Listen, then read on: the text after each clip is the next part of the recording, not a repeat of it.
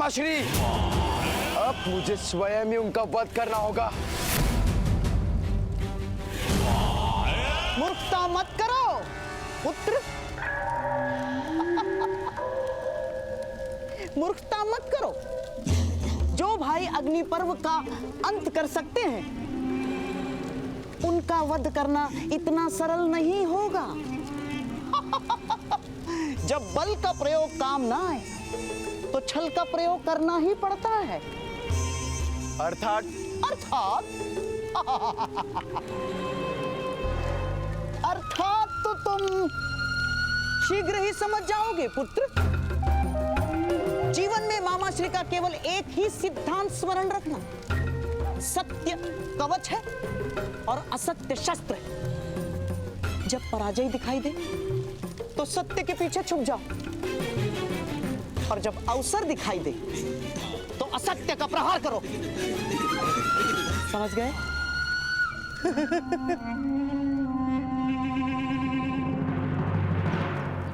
आपका बहुत बहुत धन्यवाद सज्जन, किंतु आप हैं कौन?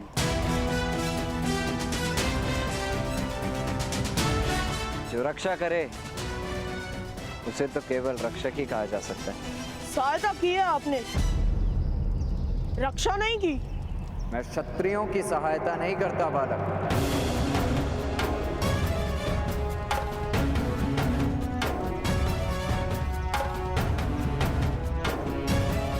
क्योंकि क्षत्रियों का स्वभाव होता है कि वे अपने सहायक को शीघ्र ही दास मान लेते हैं,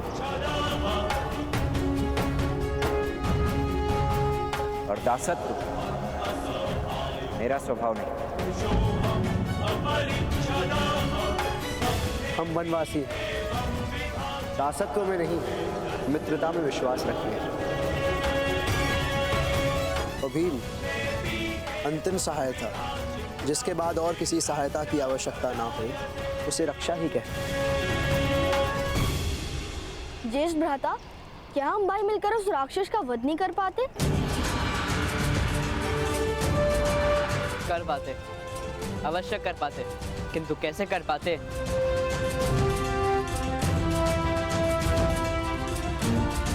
वह जानने का अवसर निकल गया।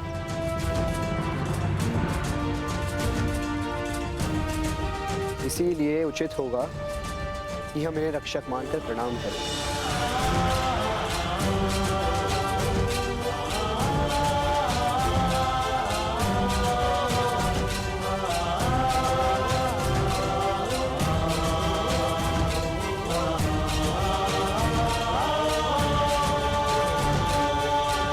या तो तुम बहुत अच्छे व्यक्ति हो या बहुत बड़े प्रपंची हो।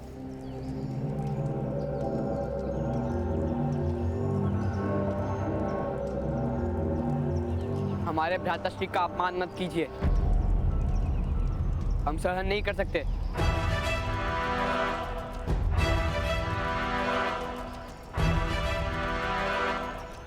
वास्तव में यह अपमान नहीं, प्रशंसा थी।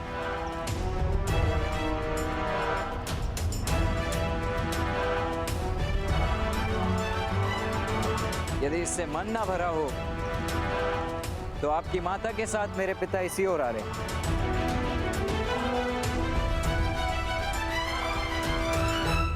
तो उन्हें बता दीजिए कि आपका पुत्र अपमान कर गया। वो दंड दे देंगे मुझे, क्योंकि मेरी माता और पिता के सिवा किसी और का आदेश और दंड मैं मान्य नहीं करता।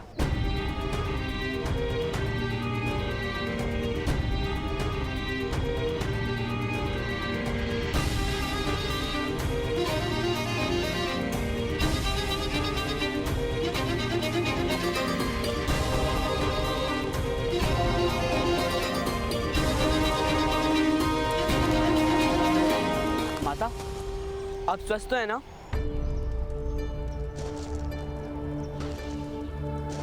वो कौन था जिसने मेरी रक्षा की? कोई बहुत उद्दंड व्यक्ति था माता, ज्येष्ठ का अपमान किया उसने। किंतु बहुत बलवान था, कह रहा था कि वह इनका पुत्र है।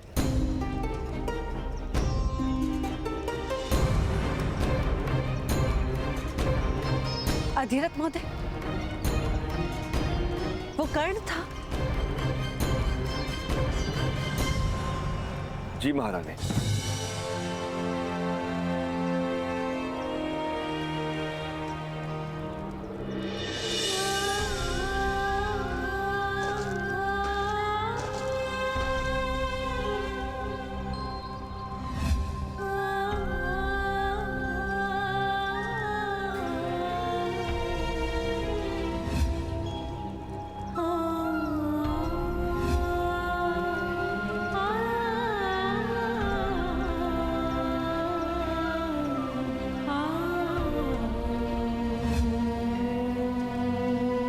बिना मिले क्यों जा रहा है? कर्ण! कर्ण! कर्ण!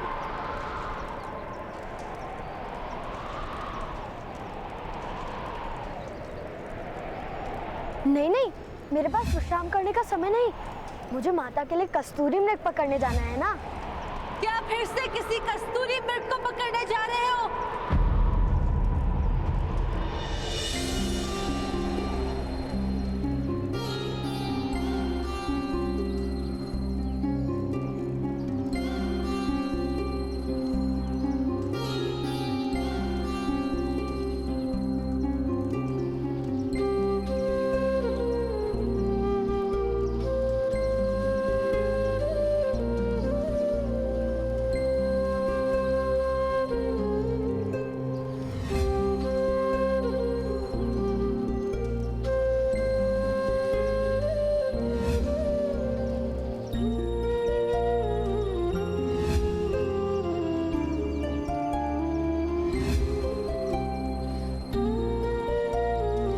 मेरा स्मरण करोगे ना पुत्र?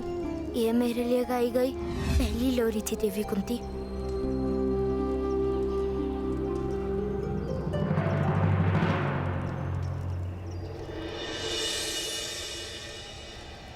नहीं महारानी, कस्तूरी मृग सूतों के हाथ कब आते हैं? केवल कल्पना ही रह जाती है।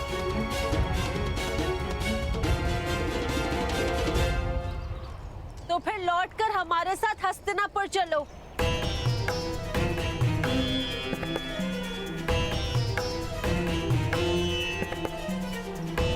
नहीं महारानी,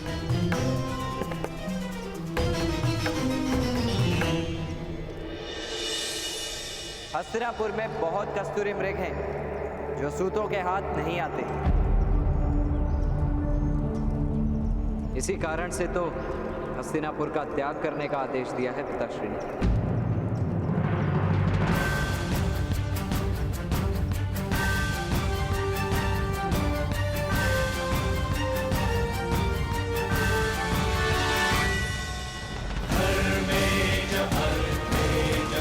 प्रणिपात।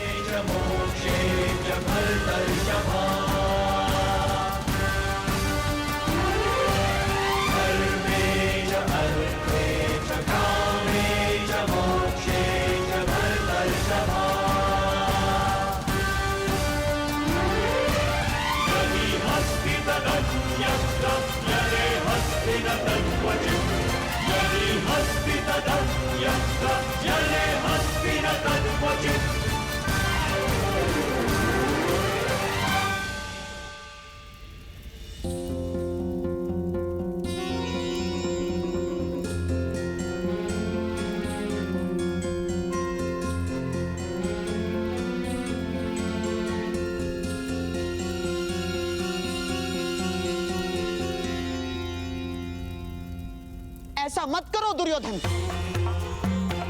मनुष्य का अवतार मिलना सबसे बड़ा सौभाग्य होता है पुत्र। जीवन में यदि सौभाग्य नहीं तो जीवन को सौभाग्य कैसे मान लूं मामाश्री? कोई वनवासी आकर मेरे पिता के सिंहासन पर अपना अधिकार जमा ले और मैं सारा जीवन उसकी सेवा करूं,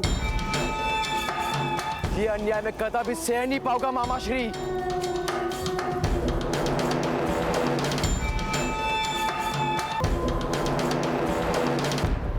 पुत्र दुर्योधन, ये क्या मूर्खता है? तुम चिता बनाकर उस पर बैठे हो। और इस चिता में भस्म भी अवश्य हो जाऊंगा मैं पिताश्री। मामाश्री, अग्नि दीजिए मुझे।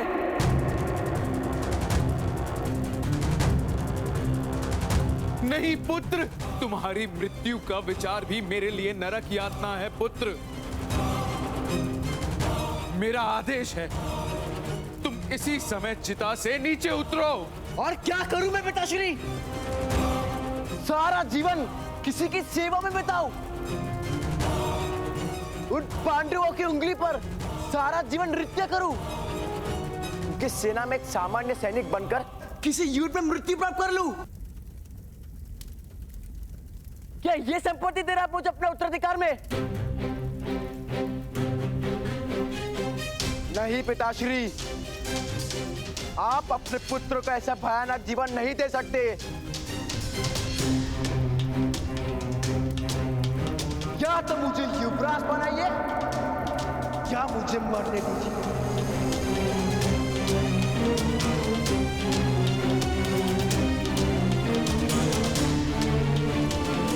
किंतु पुत्र, मैं विवश हूं।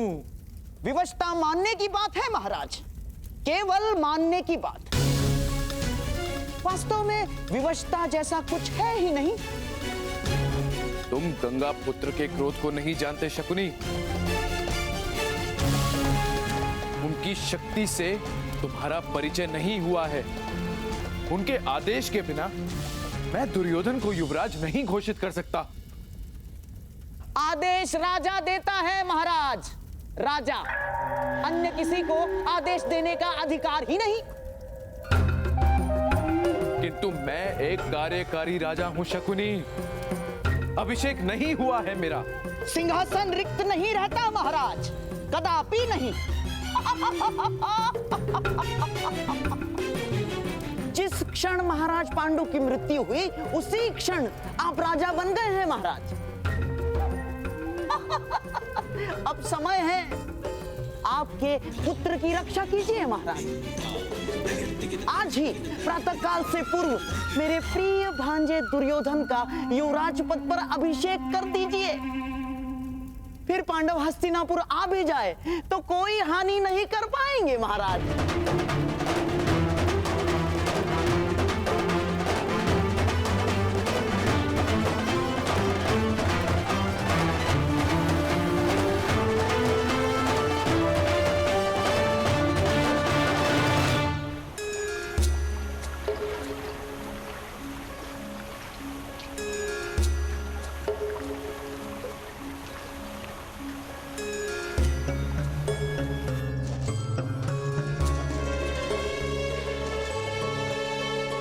अधिरथ महोदय, कर्ण को निष्कासित करने का क्या कारण था?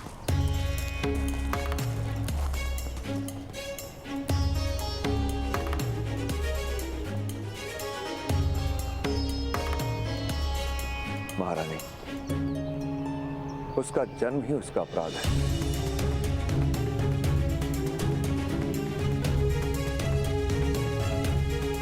सूत समाज कर्ण का सामर्थ्य धारण नहीं कर सकता। अर्थात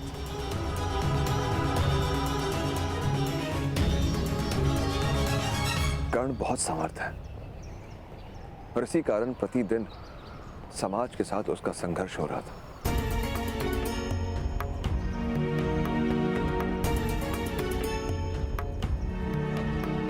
छोटी जाति में सामर्थ्य श्राप बन जाता है महारानी। सामर्थ्य कभी शाप नहीं बनता अधिरथ।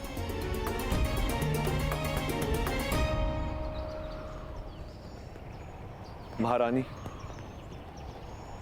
सामर्थ्य सपनों को जन्मता है और सूतों को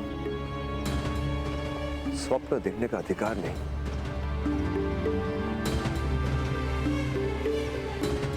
कर्ण शस्त्र उठाकर योद्धा बनने का स्वप्न देख रहा था। स्वप्न से अपने संतान को जगाना पड़ता है, वास्तविकता का परिचय कराना पड़ता है और फिर अपने पुत्र को जगाने का कार्य माता पिता ही कर सकते हैं। कोई कारण नहीं कि कर्ण को वन में रहना पड़े। महारानी, अग्नि देह के भीतर हो तो जीवन मिलता है, किंतु देह अग्नि के भीतर जाए तो मृत्यु हो जाती है।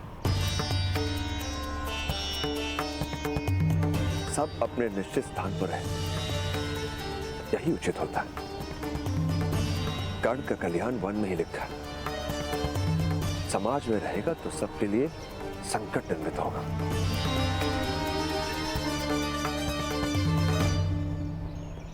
महामंत्री भी जानते हैं महारानी। आश्चर्य है कि कर्ण की माता ने उसे किस प्रकार जाने दिया।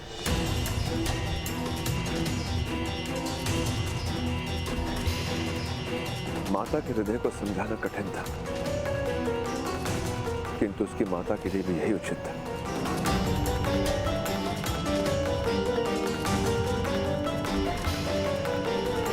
कि वो हस्तिनापुर का त्याग करें।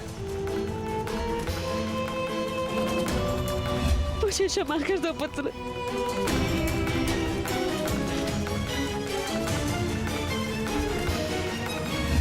किसी भी माता का अपनी संतान से दूर रहना उचित नहीं होता धीरथ।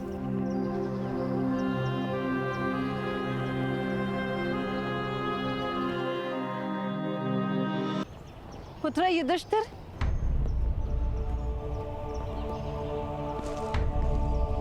जेश को क्या दे रही हो माता? एक कार्य दे रही हूं, तुम्हें करना है? नहीं, मुझे तो भूख लगी है। कोई कार्य करने की शक्ति नहीं है मुझ में। हम सब साथ में भोजन करेंगे। युधिष्ठिर, अधिरथ महोदय की पुत्री को ले आओ।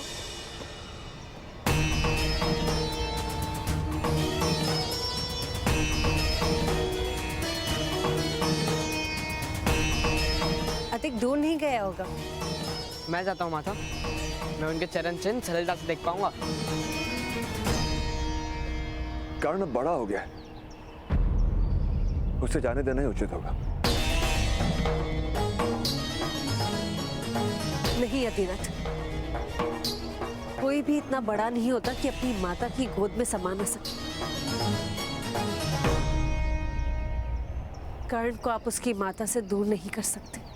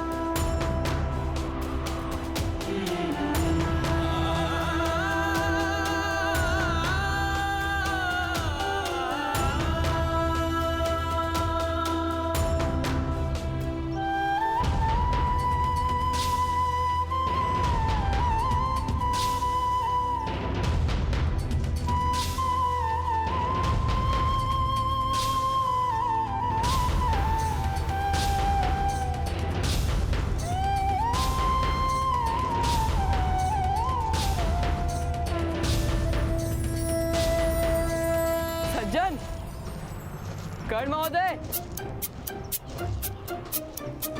ठहरिए। कर्ण महोदय, कर्ण महोदय, ठहरिए। कर्ण महोदय, रुकिए।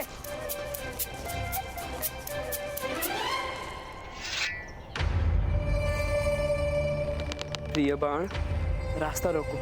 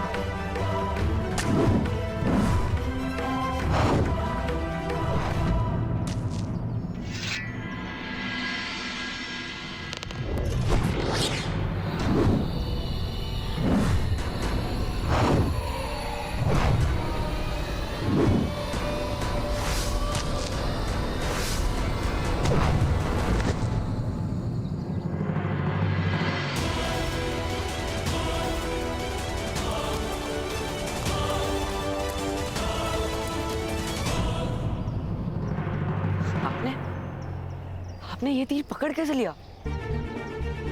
तीर की गति से वायु में कंपन होता है, वो सुन लिया मैंने। आश्चर्य है, मेरे शब्द तो आप सुन नहीं पाए। सुने थे मैंने, किंतु ठहरने का समय नहीं। समय नहीं या फिर इच्छा नहीं? आदेश नहीं मानता मैं। और विनती?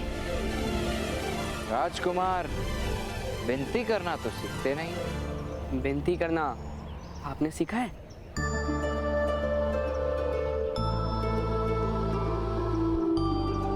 सीखा था, किंतु वन में प्रवेश किया उसी क्षण विस्मरण कर दिया। अर्थात आप वन के राजकुमार बन गए? नहीं, वन का सम्राट बन गया। वन की यही तो विशेषता है, यहाँ प्रत्येक जीव या तो सम्राट है या मृतदेह। इस समय तो हम दोनों वन में खड़े हैं। इसका मतलब हम दोनों सम्राट हैं।